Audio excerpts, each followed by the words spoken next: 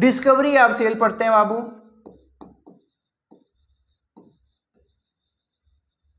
Discovery of cell यानी कोशिका की खोज, कोशिका की खोज। तो कोशिका की खोज में बाबू फर्स्ट साइंटिस्ट का नाम आता है रॉबर्ट हुक। कौन आते हैं? Robert Hooke.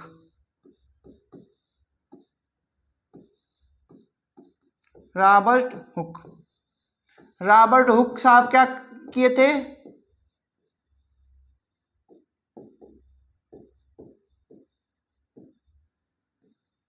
रॉबर्ट हुक साहब क्या किए थे? ये क्या किए थे बाबू कि ये इन्होंने देखा था, मान लो ये क्या है, साइंटिस्ट है, मान क्या लो ये तो है, ये क्या है, साइंटिस्ट हैं। कब? इन्होंने 1665 ईस्वी में क्या किया था? इनके लैब में। कहा बाबू? लैब। मान लो ये इनका क्या है, लैब है, और लैब में इन्होंने क्या देखा था कि एक बॉटल है और उस बॉटल का लकड़ी का ढक्कन है। किसका ढक्कन है? मान लो ये कोई लकड़ी का ढक्कन है,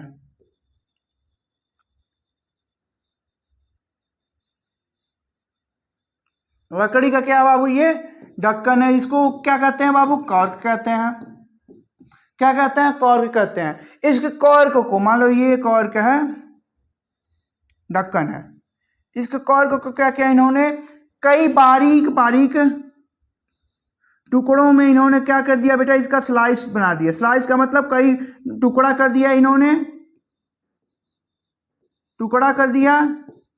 टुकड़ा करने के बाद इन्होंने क्या दिखा? इस टुकड़े को, मान लो ये टुकड़ा है, इस टुकड़े को कहाँ रखा उन्होंने? माइक्रोस्कोप पर।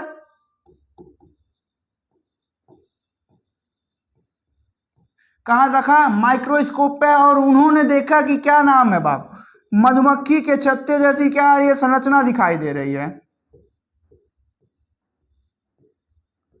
मधुमक्खी के छत्ते जैसी क्या दिखाई दे रही है? इनको संरचना दिखाई दी।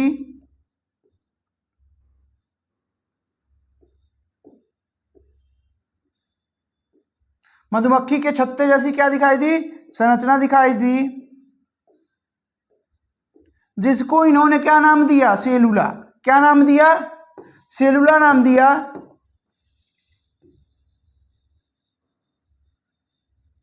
सेलुला। और ये सेलुला क्या कहलाता है बाबू? सेलुला लैटिन वर्ड है और इसका मतलब क्या होता है बाबू? Empty compartment. Empty compartment.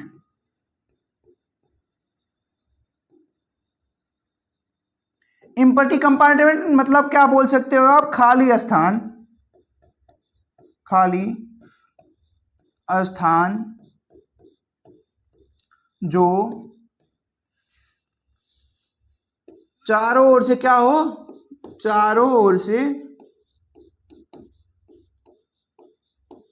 घिरा हो। चारों ओर से क्या हो? घिरा हो। उसको इन्होंने क्या नाम दिया? सेलुला। और इसी सेलुला को आज किस नाम से जाना जाता है? सेलुला को, सेलुला को आज सेल यानी कोशिका के नाम से जाना जाता है। कोशिका के नाम से जाना जाता है। किसके नाम से जाना जाता है? कोशिका के नाम से जाना जाता है। अब देखो बाबू ये क्या है? एम्प्टी कंपार्टमेंट है, यानी ये क्या है? खाली है। क्या है? खाली है। खाली है का मतलब क्या उपस्थित है इसमें? जीवद्रव्य क्या है? जीवद्रव्य अनुपस्थित है। जीव इसमें क्या था बाबू? जीवद्रव्य, जीवद्रव्य अनुपस्थित है।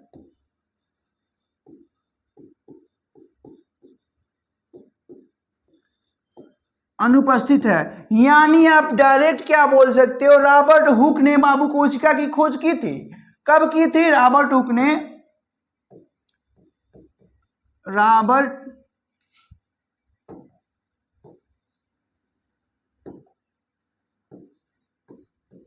रॉबर्ट हुक ने मृत कोशिका की खोज की थी। कौन सी कोशिका की? मृत कोशिका की खोज की थी।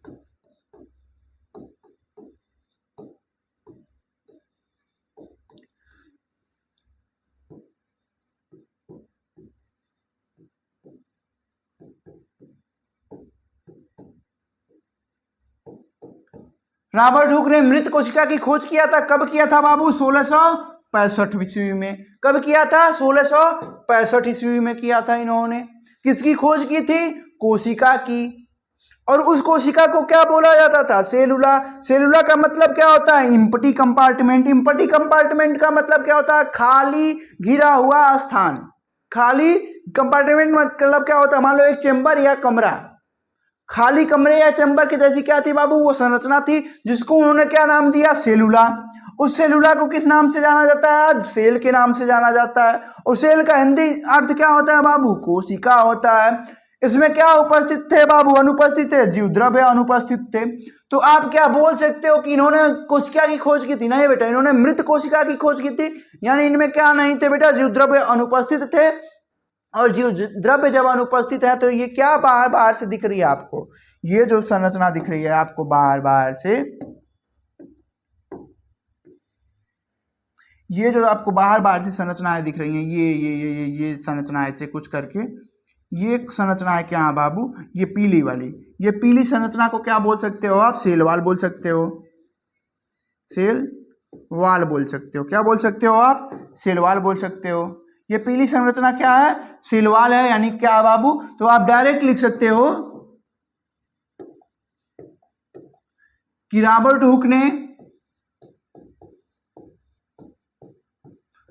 हुक साहब ने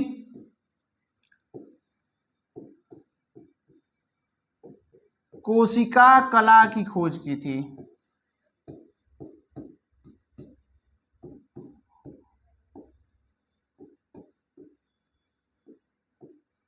किसकी खोज की इन्होंने? कोशिका कला की। यानी ये आप क्या कर सकते हो बाबू? स्टार पॉइंट बना सकते हो कि कोशिका की खोज किसने की थी, तो बोल सकते हो आप रॉबर्ट हुक ने। अब बोलता है कि कोशिका कला की सेल किसने खोज की थी? कोशिका कला की खोज किसने की थी? तो कोशिका कला की खोज किसने की थी बाबू? रॉबर्ट हुक ने की थी। किसने की थी? Robert Hooke. रॉबर्ट हुक साहब क्या किए थे? कोशिका की खोज किए थे। कोशिका की खोज कौन सी कोशिका थी बाबू? वो मृत कोशिका थी।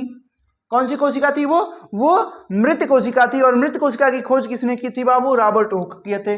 कब किए थे बाबू? 1665 ईस्वी में, यानी 1665 में। उसके बाद क्या बाबू आते हैं सेकेंड नंबर पे। सेकेंड नंबर पे कौन आता है बाबू?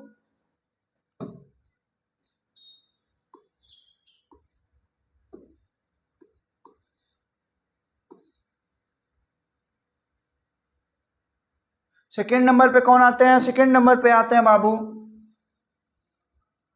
ये साफ कर लीजिए पहले, एंटोन वॉन लीeuwenhoek। कौन आते हैं? एंटोन वॉन लीeuwenhoek साहब आते हैं। एंटोन वॉन एवी लीeuwenhoek बोल सकते हो आप। हॉक कौन आते हैं? एंटोन वॉन लीeuwenhoek साहब आते हैं। इन्होंने क्या किया था बाबू? इन्होंने जीवित कोशिका की खोज की थी। इन्होंने क्या किया था? जीवित कोशिका की खोज की थी। यानी अब कब की थी इन्होंने? 1674 में। कब की थी? 1674 में। कैसी कोशिका की खोज की थी इन्होंने? आप बोल सकते हो तो कि इन्होंने 1674 ईस्वी में जीवित कोशिका की खोज की थी। जीवित कोशिका की खोज की थी।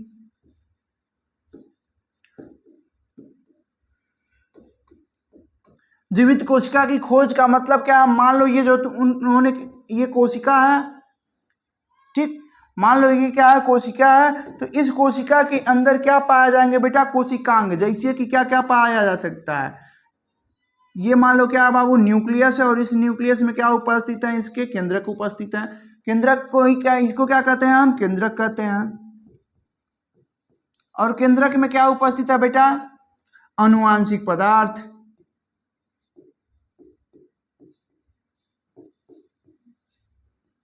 अनुवांशिक पदार्थ उपस्थित है।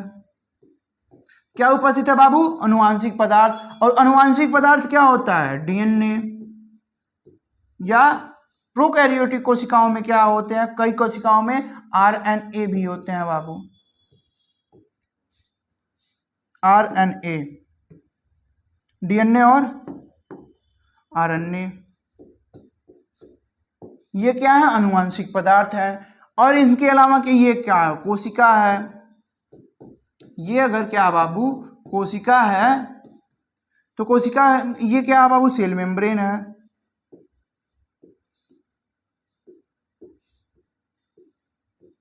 सेल मेम्ब्रेन यानी कोशिका झिल्ली है, कोशिका झिल्ली है।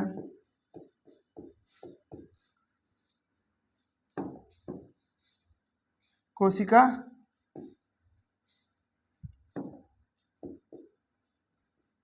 झिल्ली है, कोशिका झिल्ली है। ये क्या है बाबू, कोशिका झिल्ली है। अब इनमें क्या क्या पाया जा सकते हैं, जैसे कि आप बोल दो, मान लो ये क्या है बाबू, माइटोकॉन्ड्रिया इसमें है। लो,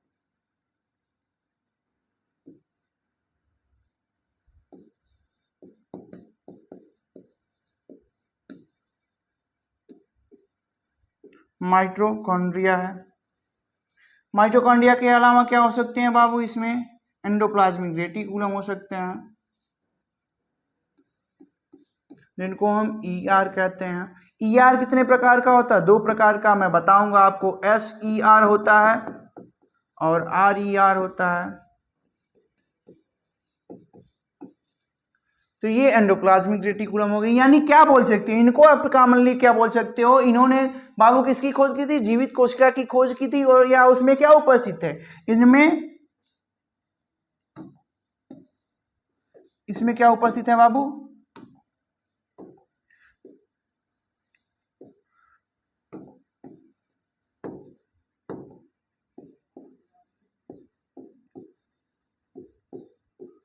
कोशिका के अंदर जीव द्रव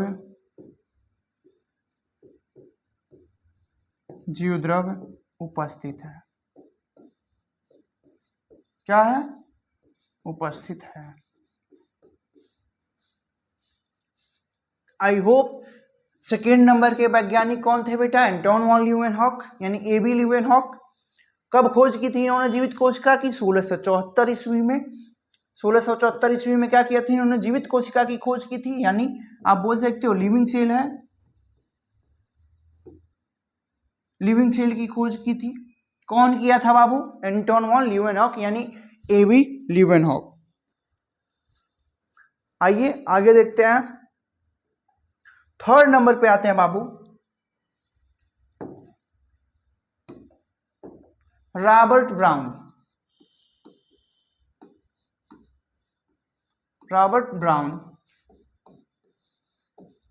रॉबर्ट ब्राउन क्या किया बाबू, कब इन्होंने 1885 में, सॉरी 1855 में, सॉरी।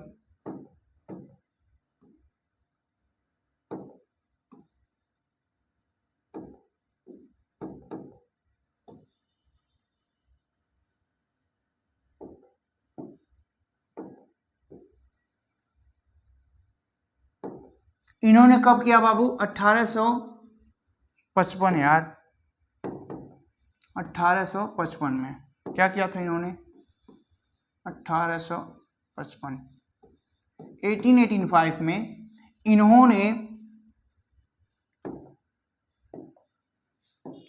इन्होंने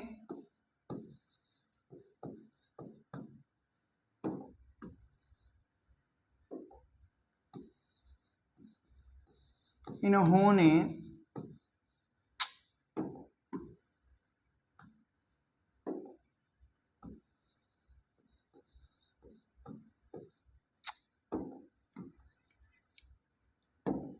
1885 में इन्होंने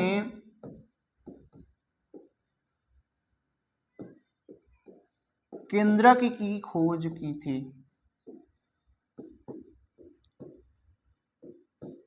खोज की इन्होंने किसकी केंद्रक खोज की बाबू? केंद्रक की। कब की? 1855 में। रॉबर्ट ब्राउन कब? रॉबर्ट ब्राउन 3rd नंबर के साइंटिस्ट हैं, यानी इनका कोशिका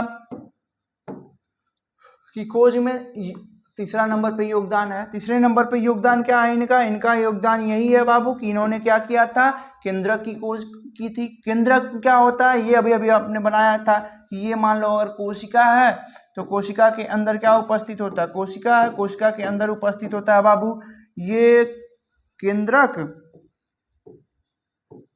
केंद्रक और केंद्रक के अंदर क्या होते हैं बाबू? आनुवांशिक पदार्थ, यानी क्या उपस्थित होता है? डीएनए। डीएनए कोशिका के अंदर क्या उपस्थित होता है बाबू? राइबोसोम। राइबोसोम नहीं, कोशिका के अंदर क्या उपस्थित होता है?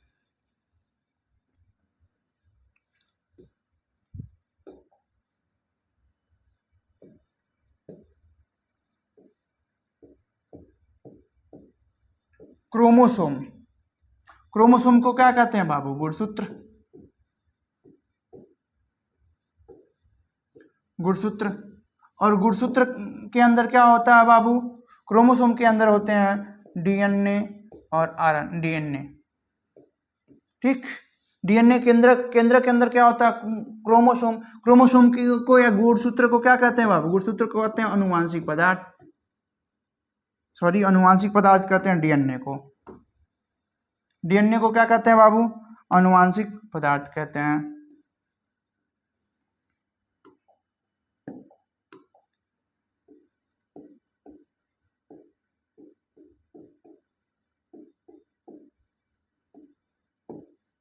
अनुवांशिक पदार्थ कहते हैं। क्या कहते हैं? अनुवांशिक पदार्थ कहते हैं। किसको कहते हैं बाबू? डीएनए को कहते हैं। डीएनए की खोज किसने की थी? पता नहीं बाबू, हॉक्सले ने की थी।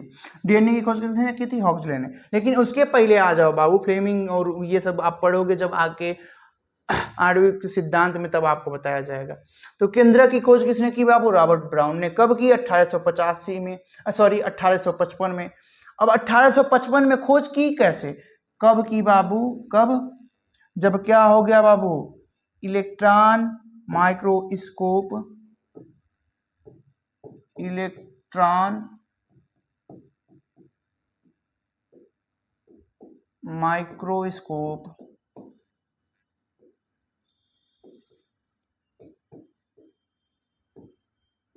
के निर्माण के बाद,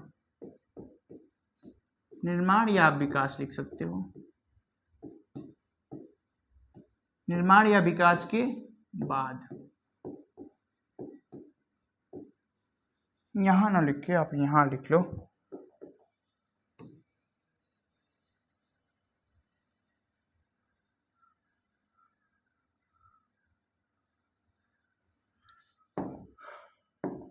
और नोट में लिख लो आप, नोट।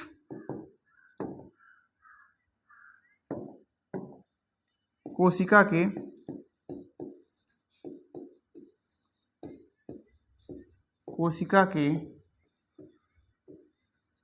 सूक्ष्म अंगों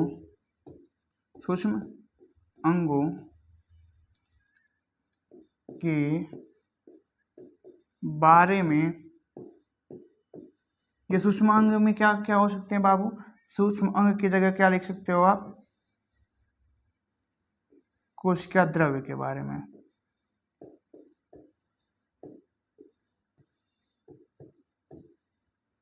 कोशिका द्रव्य के बारे में। कोशिका द्रव्य के बारे में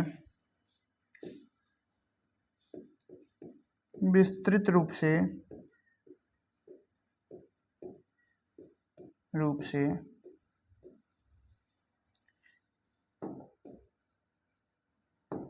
रूप से इलेक्ट्रॉन माइक्रोस्कोप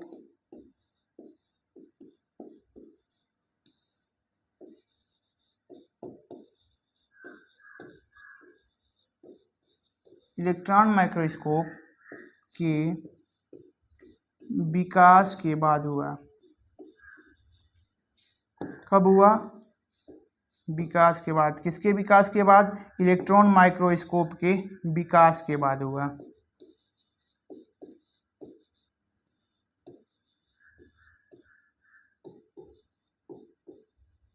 विकास के बाद हुआ। तो रॉबर्ट ब्राउन ने क्या किया कि बाबू 1855 में केंद्रक की खोज की। केंद्रक की खोज संभव कब हुआ? कोशिका के सूक्ष्म अंगों यानी कोशिका द्रव्य के बारे में विस्तृत रूप से इलेक्ट्रॉन माइक्रोस्कोप के विकास के बाद हुआ। और इलेक्ट्रॉन माइक्रोस्कोप का विकास कब हुआ है बाबू? इलेक्ट्रॉन माइक्रोस्कोप का विकास 1950 में हुआ है, यानी 1950 में हुआ है। कब हुआ है? 1950 में। 1950 में किसका आविष्कार हुआ है बाबू? इलेक्ट्रॉन माइक्रोस्कोप का आविष्कार हुआ है। कब हुआ है? 1950 ईस्वी में हुआ है। आई होप समझ में आया होगा। आइए